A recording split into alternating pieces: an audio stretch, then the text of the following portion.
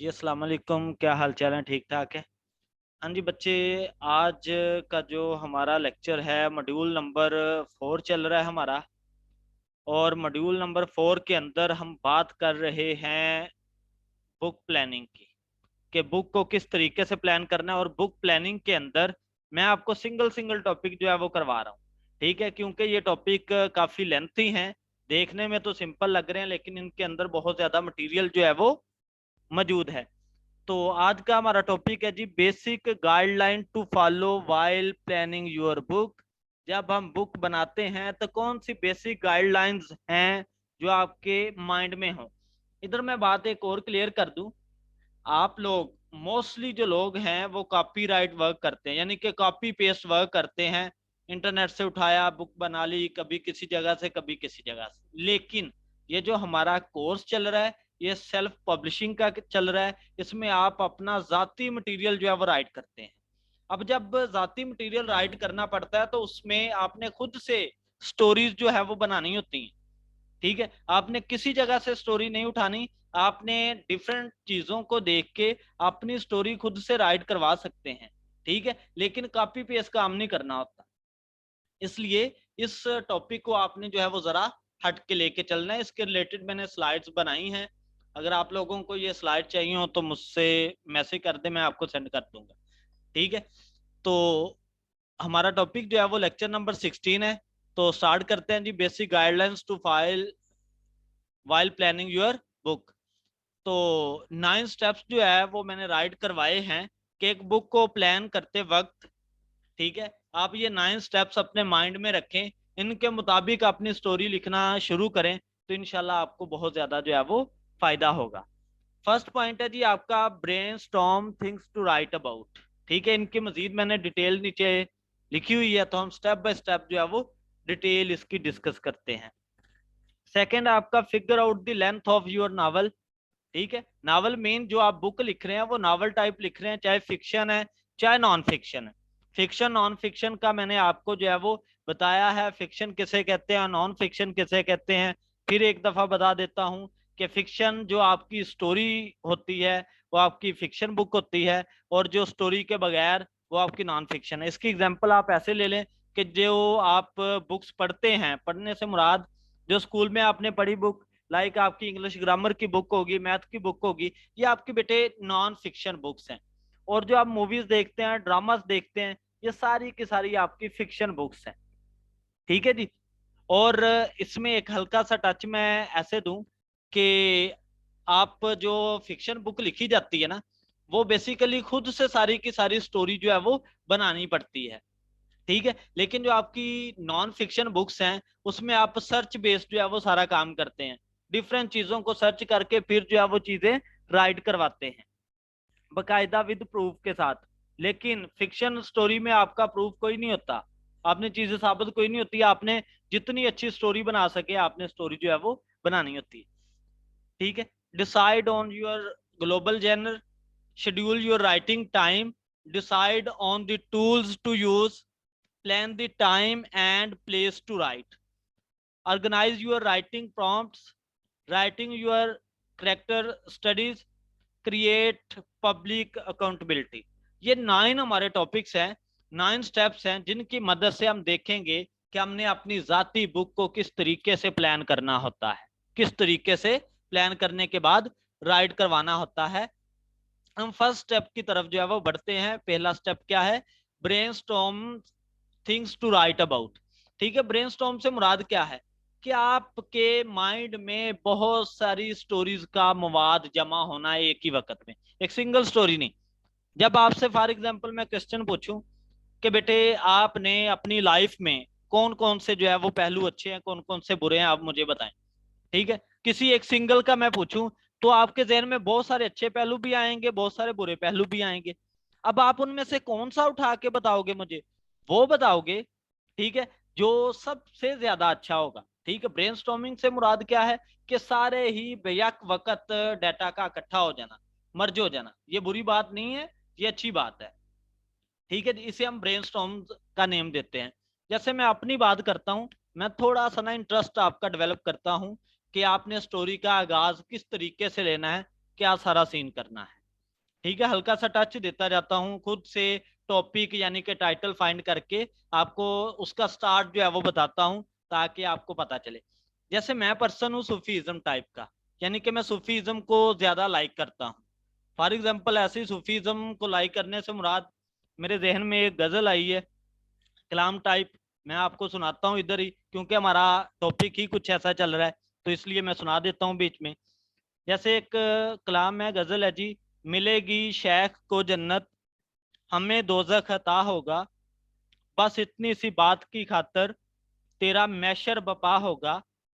हमें मालूम है, हमसे पूछो मैशर में क्या होगा, सब उसको देखते होंगे, वो हमको देखता होगा। जन्नत होगी, दोजख होगी, जो भी होगा फैसला होगा। ये भी क्या कम है कि मेरा और उनका सामना होगा।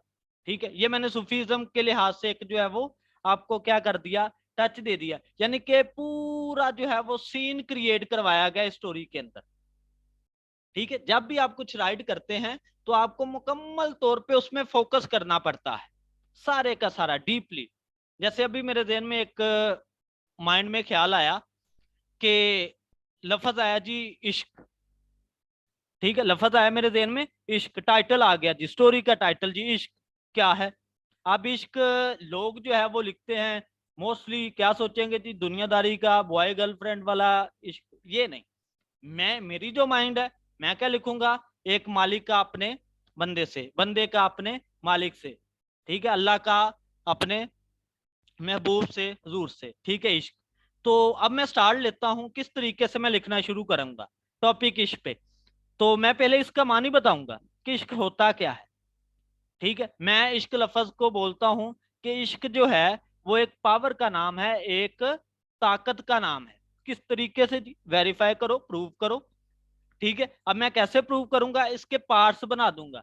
इश्क कितने हरफ से, कितने हरूफ से मिलके बना है, आइन, शीन, काफ, इश्क बनता है ना। अब मैं कहता हूं आइन से बनता है अकीदत, शीन से बनती है शिद्दत, और काफ से बनती है कुव्वत। जब आपकी अकीदत में शिद्दत आएगी तो वो जो शिद्दत है वो क्या बन जाएगी, कुव्वत बन जाएगी, एक ताकत बन जाएगी, एक जो है वो पावर हो जाएगी। ठीक है जी, मतलब क्या है कि जब आप किसी एक पर्सन के साथ अकीदत करते हैं, जब उस अकीदत में शिद्दत आती है, तो वो अकीदत की जो शिद्दत है वो ही ताकत में जो है वो कन्वर्ट हो जाती है। ठीक है जी, तो ये एक मैंने स्टार्ट दिया स्टोरी का। ठीक है, कि लफज इश्क मिला, उससे मैंने स्टार्ट दे दिया कि आप इस तरीके से स्टेप बाय स्टेप जो है वो नेक्स्ट मूव करते जाएंगे। स्टार्ट लेना ही मुश्किल होता है।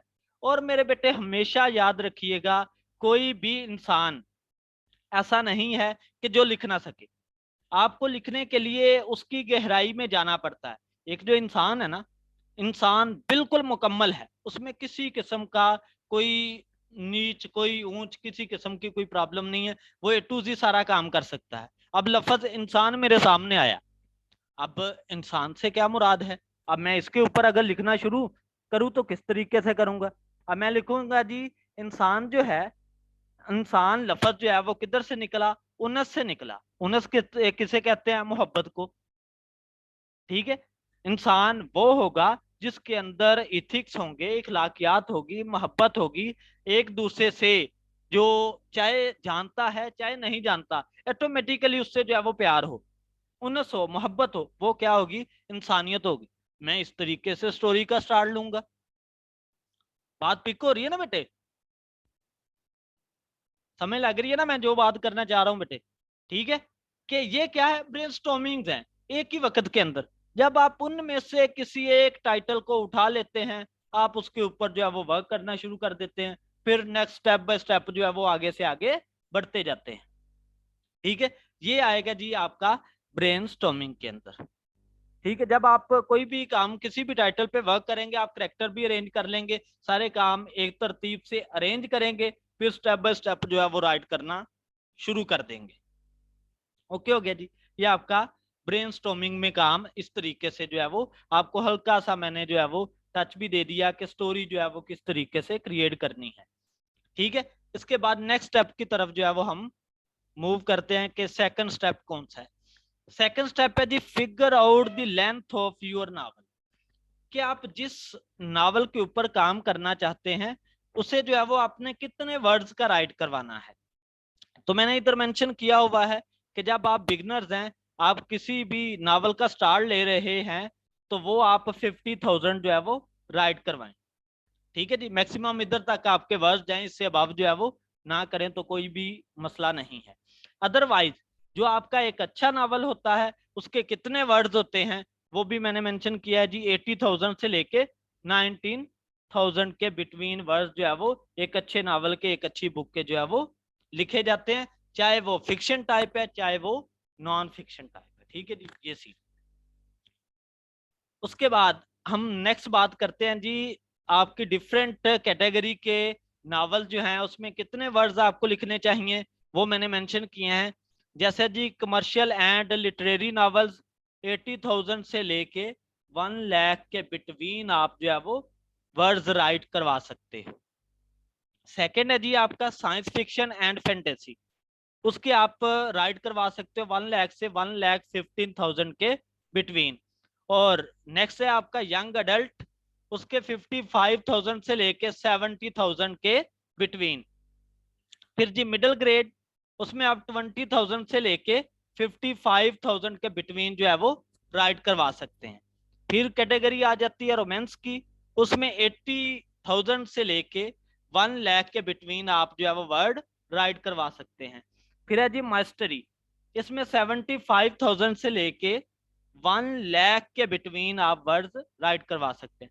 थ्रिलर में 90,000 से लेके 1 लाख, मेमोयर में 80,000 से 90,000 तक, और वेस्टर्न में 45,000 से लेके 75,000 के बिटवीन। और बेटे इसे आपने फिक्स नहीं अपने माइंड में रखना, ये आपको एक गैस जो है वो दिया जा रहा है, एक क्राइटेरिया बताया जा रहा है। ठीक है, एक नॉलेज के तौर पे आपके माइंड में बात बिठाई जा रही है कि इस कैटेगरी में इतने वर्ड्स का आप नावल जो है वो राइट करवा सकते हैं। अदरवाइज आपकी अपनी मर्जी है, आप उसे जिस तरीके से मर्जी लेके चल सकते हैं। अगर आप 10,000 का भी राइड करवाते हैं इसमें कोई इशू नहीं है, लेकिन मैं आपको एक प्रोफेशनल वे बता रहा हूँ कि आप क्या कर सकते हैं, काम किस तरीके से कर सकते हैं। नीचे मैंने लाइन राइड करवाई है, of course these are only guidelines and you should follow the mouse for the what best for you. ठीक है, आपके लिए जो बेहतर लगेगा, जो अच्छा लगेगा, आप तो काम वही कीजिएगा। ठीक है, नेक्स्ट जनाब point number 3, decide on your global journal. ठीक है, ग्लोबल जर्नल से मुराद क्या है कि जब आप कोई भी स्टोरी राइट करवाने लगते हैं, जैसे मैंने आपको ब्रेनस्टॉर्म में बताया कि जब आप फर्स्ट टाइम राइट करवाते हैं ना, तो आपके माइंड में बहुत सारे जो है वो क्वेश्चंस आते हैं, बहुत सारी चीजें जो है वो जहन में एक ही वक्त में डिफरेंट कैटेगरीज आती हैं कि मैं जनाब हॉरर पे लिख लूं, मैं आप जनाब गोस्ट पे लिख लूं, नेक्स्ट ईस्टर आने वाला है मैं ईस्टर पे लिख लूं। ठीक है, इस तरीके से मैं साइंस फिक्शन पे लिख लूं, थ्रिलर लिख लूं, एक्शन एंड एडवेंचर लिख लूं। डिफरेंट कैटेगरीज एक ही टाइम में आती हैं और उसकी स्टोरी भी बनी होती है। ठीक है, तो आप उन्हीं में जो है वो अपना टाइम जो है वो वेस्ट करते जाते हो, यार इस पे लिखूं या ना लिखूं, इस पे लिखूं या ना लिखूं। ठीक है, तो उनमें से आपको जो सा काम अच्छा लगेगा आप उस स्टोरी को उठा सकते हो। और एक बात, आप हमेशा ट्रेंड को भी, मौजूदा सूरत हाल को भी आपने देखना होता है कि इस टाइम पाकिस्तान के में आप रह रहे हैं तो पाकिस्तान के अंदर क्या सारा सिनेरियो चल रहा है। अगर आप इंटरनेशनल लेवल पे देखते हैं, जैसे मैंने टाइटल में ही बताया है ग्लोबल जेनर में, कि आप फैसला करें कि आप ग्लोबली जो है वो किस तरीके से अपने काम को स्टार्ट करेंगे, ताकि आपको उन सारे मामलात की भी समझ होनी चाहिए कि इंटरनेशनली किस चीज का ट्रेंड है। ट्रेंड मीन कि कौन सी करंट सिचुएशन चल रही है, जैसे वो रशियन और क्या था यूक्रेन की वार चल रही है। ठीक है, आप उसके रिलेटेड अपनी फिक्शन स्टोरी बना सकते हैं खुद से। ठीक है, तो वो आपका ट्रेंड है, वो आपके चलेगी ऑटोमेटिकली, जो है वो सेल भी होगी, सारा कुछ होगा, आप उसके ऊपर जो है वो लिख सकते हैं। ठीक है, ये सारा इस पॉइंट के अंदर जो है वो आता है। ठीक है, ओके बेटे, कोई क्वेश्चन हो तो साथ साथ पूछते जाइएगा।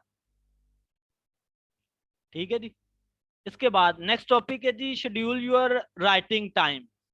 आपने जब भी कोई भी स्टोरी लिखनी है उसके लिए सबसे मेन पहलू जो मैं कहता हूं ना, वो आपका है ही टाइम का, कि आप अपनी स्टोरी के वर्ड जो है वो डिसाइड करें कि आपने कितने वर्ड लिखने हैं और उसके लिए कितना टाइम जो है वो आपने देना है। ये एक लफ्ज इधर आपको नजर आ रहा है, ये वाला NANOWRIMO, ठीक है। तो इस लफ्ज का मेन मतलब क्या है? ये है जी नेशनल नावल राइटिंग मंथ, ठीक है। यानी कि एक मंथ के अंदर 30 दिनों के अंदर आप 50,000 के राउंड अबाउट जो है वो अपनी फिक्शन या नॉन फिक्शन स्टोरी जो है वो राइट करते हैं। बेसिकली ये अमेरिका की एक ऑर्गेनाइजेशन है, ठीक है, जो एक तरह का कंपटीशन करवाती है कि आप एक मंथ के अंदर जो है वो 50,000 के राउंड अबाउट एक स्टोरी लिख के उन्हें देंगे, ठीक है। ये इसमें जो है वो बताया जा रहा है कि आप अपनी स्टोरी को फर्स्ट टाइम मस्ट जो है वो टाइम दें, ठीक है। टाइम डिसाइड करें कि मैंने इतने वर्ड की इतने दिनों में स्टोरी जो है वो कंप्लीट करनी ही करनी है। इसमें मैं आपको ये भी बताता हूं कि अगर आप लो कंटेंट पे भी काम कर रहे हैं तो तब भी आप जो है वो टाइम डिसाइड करें कि मैंने कितने टाइम के अंदर अपनी स्टोरी को, इस काम को कंप्लीट करना है। अदरवाइज ऐसा नहीं होना कि जनाब आप काम कर रहे हैं, प्रोफेशनल वे बता रहा हूँ बेटे, आप काम कर रहे हैं वैसे ही घर का कोई काम याद आया पहले वो कर रहे हैं जी, बाद में आके बैठ के कर लेंगे, ऐसा नहीं चलता, ठीक है। जो अथर होता है वो बकायदा एक टाइम रखता है और उस टाइम में फिर अपने काम को ही देता है। और स्टोरी लिखना, कंटेंट राइटिंग लिखना हर एक बंदे के बस की बात नहीं होती, क्योंकि जो आप लिख रहे होते हैं वो दिल से लिख रहे होते हैं, दिमाग से नहीं लिखते। जब फिक्शन स्टोरी कोई भी लिखी जाती है, ठीक है, क्योंकि एक मुकम्मल मूवी चल रही होती है आपके जहन में, आप उधर से नकल करके उधर से चीट कर के सारे का सारा डाटा लिख रहे होते हैं।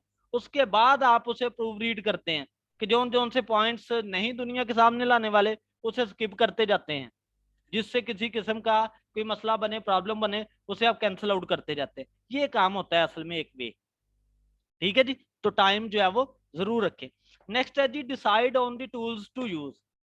तो ये भी इंतहाई इंपॉर्टेंट चीज है कि जब आप काम करने लगे तो सबसे पहले आप अपने टूल डिसाइड कर लें कि भाई मैंने किस टूल पे जो है वो काम करना है, किस टूल पे अपनी बुक को जो है वो राइट करवाना है।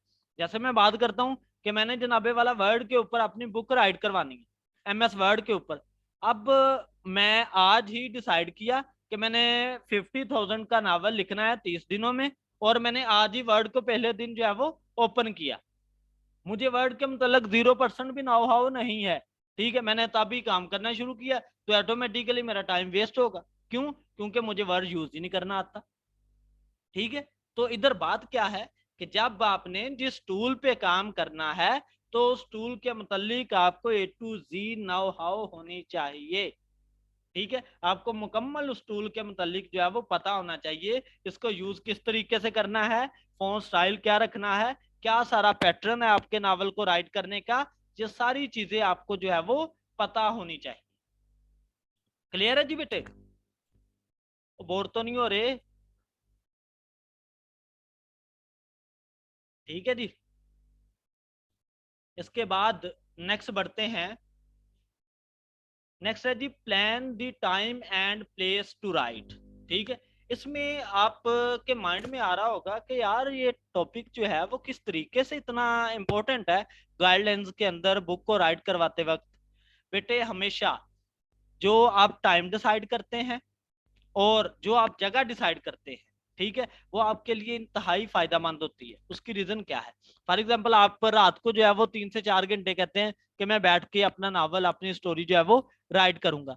अब आपने पहले रात का टाइम डिसाइड किया था, फिर आप दिन में आ गए। अब दिन में घर वालों का भी शोर होगा, सारे काम होंगे, आप नहीं अच्छे से राइट करवा सकोगे। उससे होगा क्या कि आपने 30 दिन डिसाइड किए थे 50,000 वर्ड का नावल लिखने के लिए, अब आपका टाइम सारे का सारा वेस्ट होता जा रहा है। फिर आपका मन भी भर जाएगा कि नहीं यार मैं तो लिख नहीं सकता, छोड़े जी काम को खत्म करें, ठीक है। फिर हम बात करते हैं प्लेस के मुतालिक, जगह के मुतालिक, ठीक है। जगह भी इंतहाई जरूरी है कि आपने एक बकायदा अपना रूम बनाया, उधर बैठ के जो है वो अपना नावल राइट करवा रहे थे, फिर आपने रूम को जोड़ा, सब में जो है वो बैठ के लिखना शुरू कर दिया। क्या ऐसा पॉसिबल है कि सारे जो है वो लोग इकट्ठे बैठे हैं, आप उधर बैठ के अपना सारी तहरीर जो है वो लिख रहे हैं? ऑटोमेटिकली बेटे डिस्टर्बेंस आएगी, प्रॉब्लम्स आएंगी, ठीक है जी। इसलिए आपने अपना जो टाइम है उसे भी महसूस करना है कि कितने टाइम से लेके कितने टाइम तक आपने नावल जो है वो राइट करवाना है। ये सारा स्टार्ट में आपको प्लान करना पड़ता है, ठीक है। उसके बाद किस जगह पे किस लोकेशन पे बैठ के आपने काम करना है वो भी आपने पहले से जो है वो डिसाइड करनी होती है। ठीक होगी बात बच्चे। उसके बाद हम बात करते हैं जी next, organise your writing prompts. ठीक है, इसमें भी आपने क्या करना है कि आपने अपने नावल को एक बकायदा तरतीब देनी होती है, एक मुनज़्ज़म वे से जो है वो स्टार्ट लेना होता है। जैसे हम टेबल ऑफ कंटेंट राइट करते हैं, वो क्यों राइट करते हैं? ठीक है, वो इसीलिए राइट करते हैं ताकि जो पढ़ने वाला है उसे भी पता चले कि स्टेप बाय स्टेप स्टोरी किस तरीके से चलती है। ठीक है, और आप लिखने वाले को भी पता चले कि स्टेप बाय स्टेप उसने कैसे मूव होना। कभी ऐसा मूवी आप देखते हैं, कभी ऐसा हुआ है कि जवान लड़का था, वो बाद में जनाब स्टार्ट जवान से हुआ, आखिर में जाके वो बच्चा हो गया? ऐसा तो पॉसिबल ही नहीं है। छोटे से बड़े तक जाएगा ना, तो ये एक तरतीब है। आपने अपने काम की तरतीब जो है वो स्टार्ट में दे लेनी है ताकि नेक्स्ट आपको किसी किस्म की कोई प्रॉब्लम जो है वो ना आए। ठीक होगी बात। उसके बाद और फिर इधर मैं बात करता हूँ कि एक जो ऑथर होता है उसे किसी भी किस्म की स्टोरी लिखने के लिए आप बोलेंगे उसे। फॉर एग्जांपल मैं लास्ट टाइम हॉस्पिटल में था, तो मैंने हॉस्पिटल के मुतल्लिक बैठ के उधर ही जो है वो जज करता रहा कि मैं अगर हॉस्पिटल के ऊपर लिखना शुरू करूं तो मैं किस तरीके से स्टोरी जो है वो राइट करवा सकता हूँ। मैं मज़ाहिया स्टोरी भी राइट करवा सकता हूँ, मैं जो है वो सैड स्टोरी भी राइट करवा सकता हूँ। किस वे से मैं सारी बातों को ऑब्जर्व करता गया। ठीक है, अब मैं लिखने बैठूं तो मैं एक अच्छी खासी जो है वो स्टोरी लिख सकता हूँ उस चीज के मुतालिक। यही अत्थर की जो है वो खासियत होती है। ठीक है जी, ये सीन है। ये आपने अपने काम को एक मुनज़्ज़म वे से जो है वो तरतीब देना होता है, इस स्टेप में ये बताया है। उसके बाद है जी राइट योर करेक्टर स्टडीज। अब राइट योर करेक्टर स्टडी से मुराद क्या है? आप जो भी ड्रामा लिख रहे हैं, जो भी मूवी लिख रहे हैं, उसके अंदर जो आपने करेक्टर लिखे हैं ना, 10 करेक्टर लिए हैं या आपने 5 करेक्टर लिए हैं, 15 करेक्टर लिए हैं, जितने भी करेक्टर लिए हैं, तो बेटे उन करेक्टर्स को आप स्टार्ट में मस्ट राइट करवा लें कि किस करेक्टर का क्या काम है, किस करेक्टर का क्या रोल है। ठीक है, ताकि नेक्स्ट आप जब स्टोरी लिखें तो आपको किसी किस्म की कोई कंफ्यूजन जो है वो ना आए।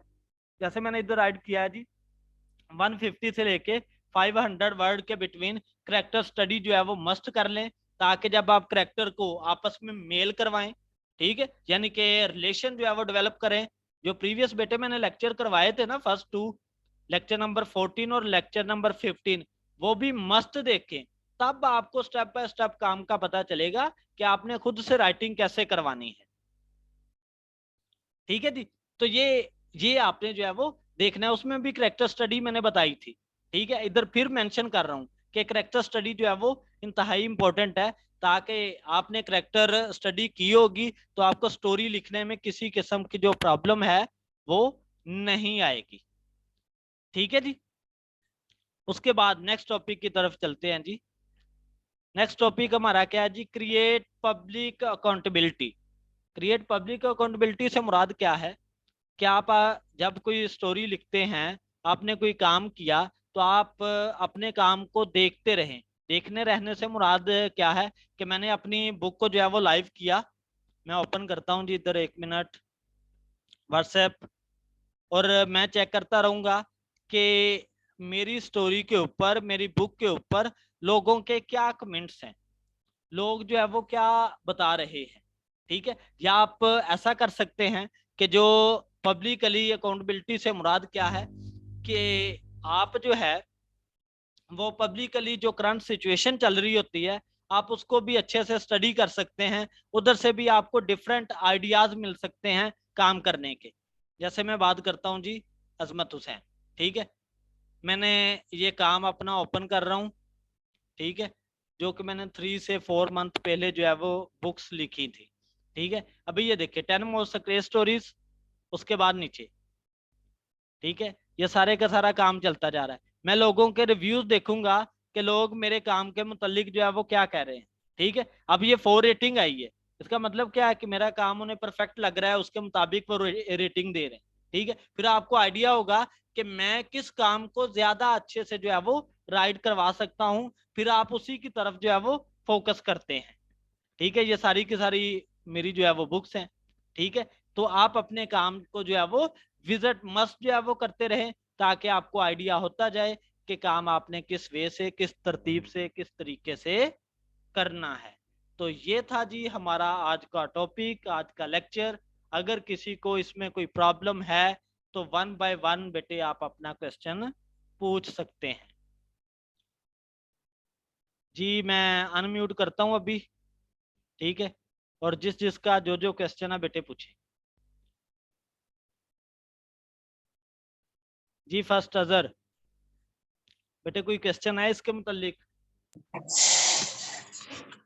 नहीं सर, कोई सवाल नहीं है, सब क्लियर है ठीक है आज क्योंकि थोड़ा काम भी थ्योरेटिकल था।